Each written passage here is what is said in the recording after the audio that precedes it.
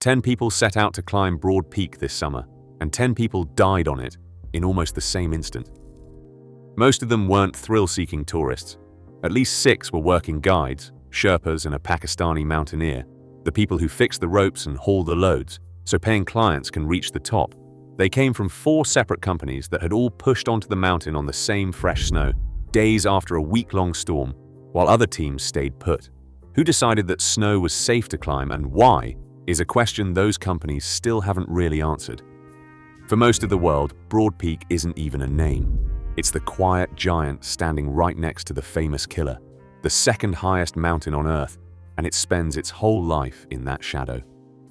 8,051 meters, the 12th highest peak on the planet, up in the Karakoram, on the border between Pakistan and China.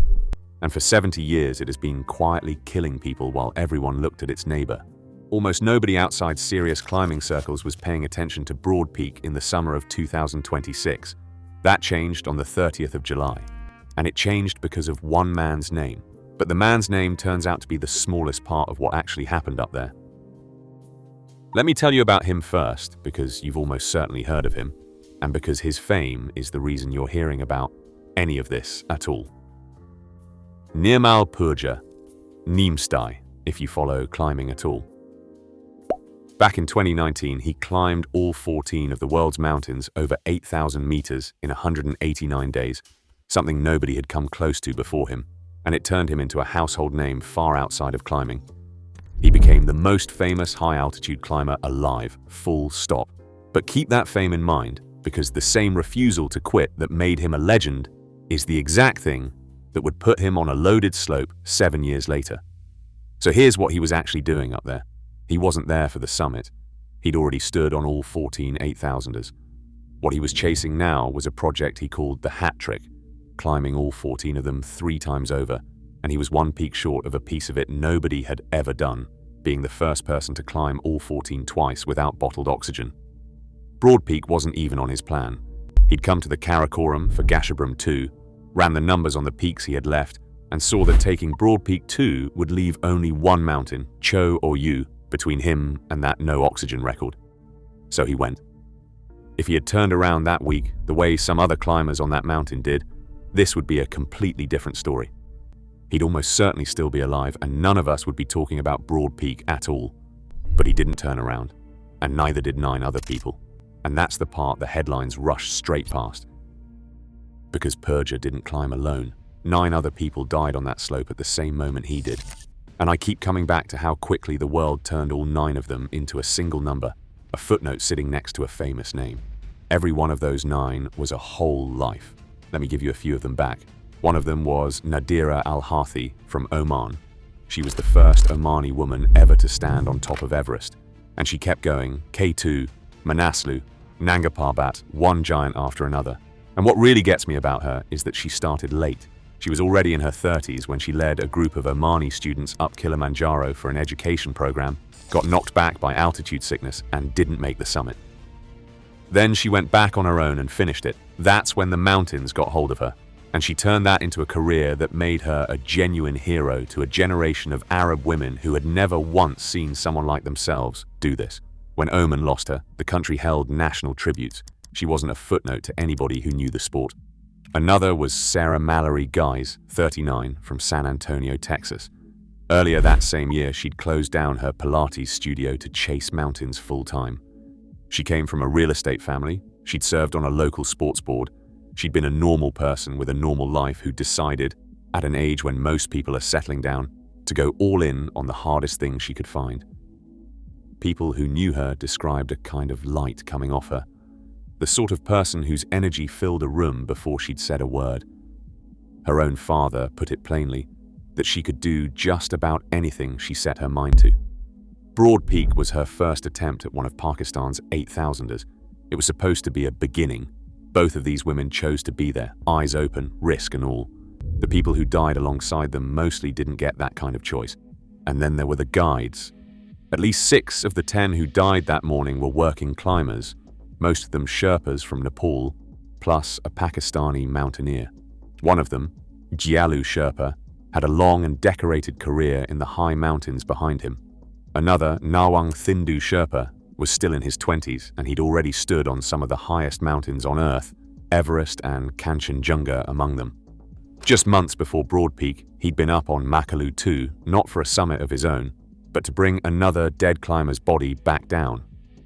These are the people who go up the slope first, before any client, breaking trail through the fresh snow and fixing the safety lines the rest of the mountain will later clip into.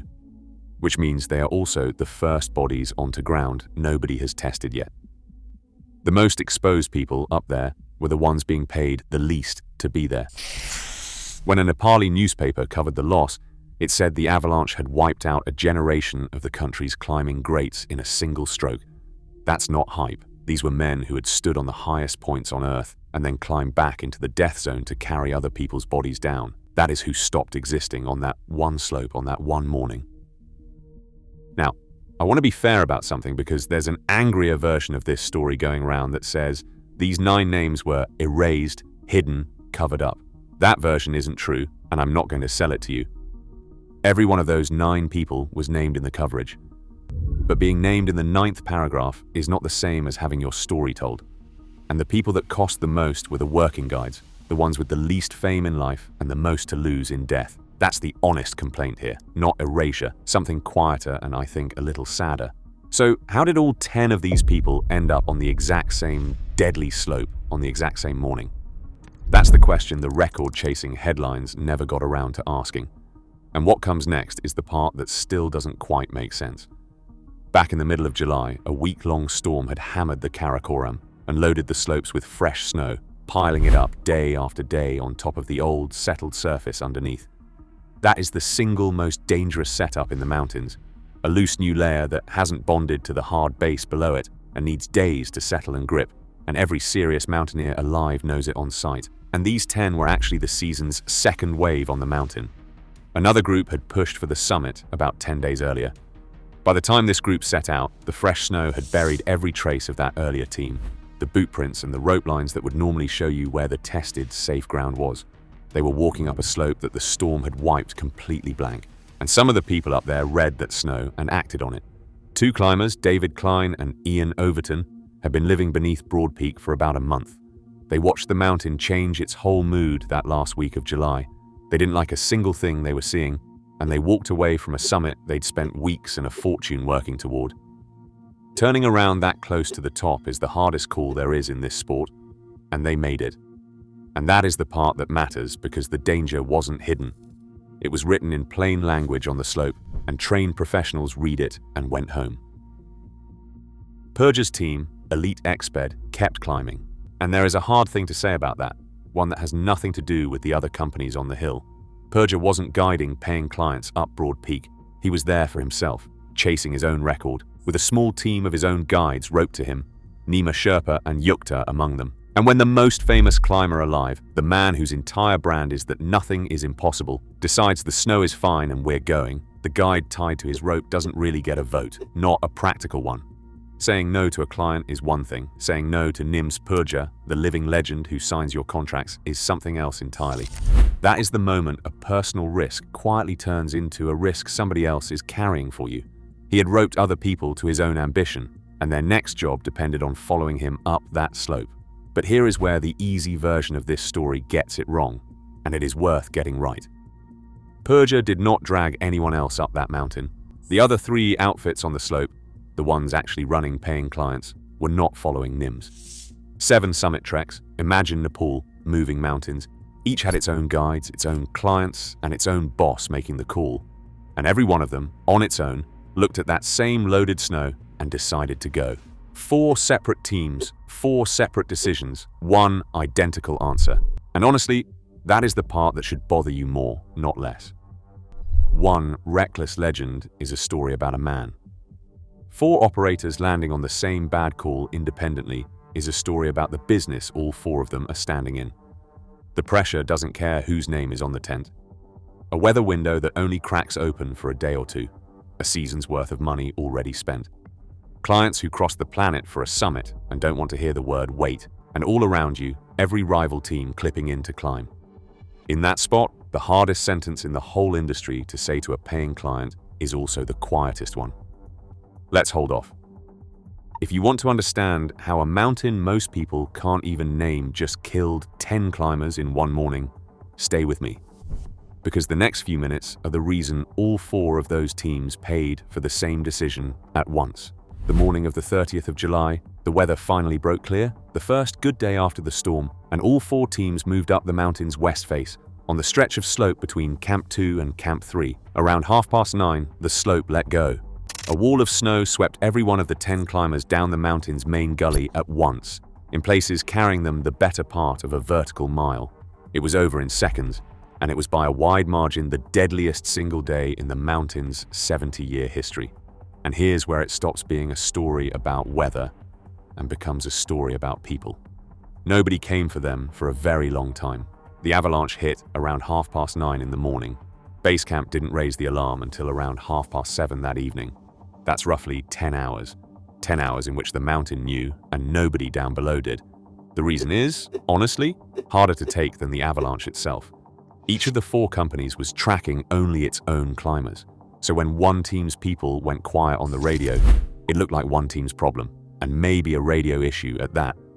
Nobody was watching all 4 groups at the same time. Nobody had the whole picture. So nobody put it together that not a single person from any of the 4 teams had checked in all day long. You'd think that on a crowded, dangerous mountain, someone would have raised a hand and said, "The whole thing has gone silent." Nobody did. There was no someone whose job that was. 4 businesses were standing on one slope, and each of them was minding its own customers and nobody else's. That silence between the companies is not a small detail. It cost the rescue most of a day of daylight before anyone even knew to start looking. The next morning, helicopters and a drone finally began working the gully in a real search. And on the neighboring mountain, the second highest on the planet, climbers who were in position for their own summit, push, abandoned it and came over to help. That one detail tells you something these 4 companies never managed. On these peaks, a summit window is the whole reason you're there, the thing you've bled for, and total strangers threw theirs away without a second's hesitation to dig for people they'd never met. The recovery took more than a week, and in the end, 8 of the 10 were brought home to their families. 2 never were. One of them is Nawang Thindu Sherpa, the young guide who had carried other people's dead down off these mountains. Both are still up there on the mountain right now, exactly where the snow left them. And behind those numbers, the 8 and the 2, are the families. The guides who died were the earners for their households. When a working Sherpa is killed on a slope like this, the wage that fed his children dies with him on the same afternoon. That's why, almost immediately, other climbers started a public push to raise money for the families of the Sherpas who were lost. It's the part of commercial mountaineering the glossy expedition brochures never mention. The risk is sold to a wealthy client as an adventure, and it lands hardest on the local worker who carried that client's tent up the hill. And these guides weren't beginners padding out a resume. At least one of them held the highest international mountain guide certification there is. In a lot of cases, the people breaking that trail were more qualified to read the danger than the clients they were leading. They went up anyway, because that is the job, and the job doesn't come with the option to say no.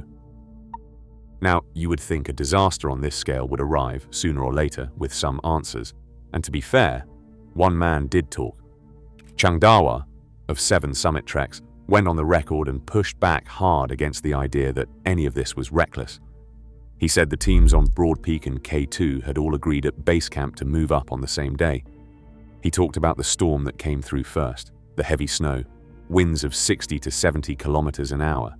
He said the weather window was narrow and everyone was aiming for the summit on the 31st or the 1st, and he flatly rejected the idea that Purja had been in a hurry. And I want to give that its due because it is more than the others offered. But sit with what he actually said, because it sounds like an answer, and it isn't. We all agreed to go is a statement about consensus. It is 4 companies deciding to move at the same time. It is not an assessment of the snow. It doesn't tell you who looked at that fresh layer and judged it bonded enough to hold 10 people, or why they were sure of that when other professionals, standing on the same slope in the same conditions, quietly packed up and walked home. That is the actual question, and Dawa's answer sails right past it. And the other 3 outfits, Elite Exped, Imagine Nepal, and Moving Mountains, haven't even come that far. What they have given is condolences or nothing at all.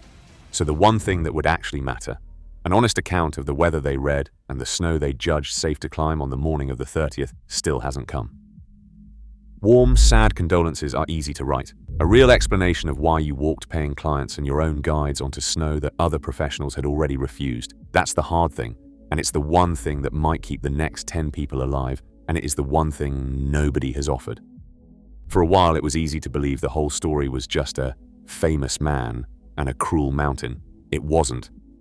The mountain didn't actually do anything unusual. Broad Peak has been killing people since the first team ever stood on top of it back in 1957.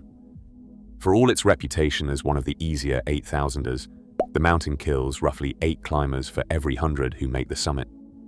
Back in 2013, 3 Iranian climbers died coming down after putting up a new route on the mountain's southwest face. It has a long, patient habit of killing people on the descent, in bad weather, in slides pretty much exactly like this one. The danger up there was never a secret to anyone. What was new on the 30th of July was not the mountain and not the avalanche.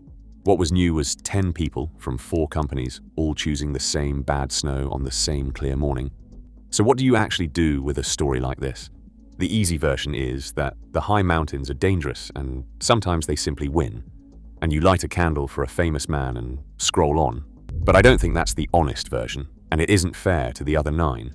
The honest version is that 10 people did not have to die that morning. Other climbers looked at the exact same snow and quietly went home. The real question was never why the avalanche happened. Avalanches happen.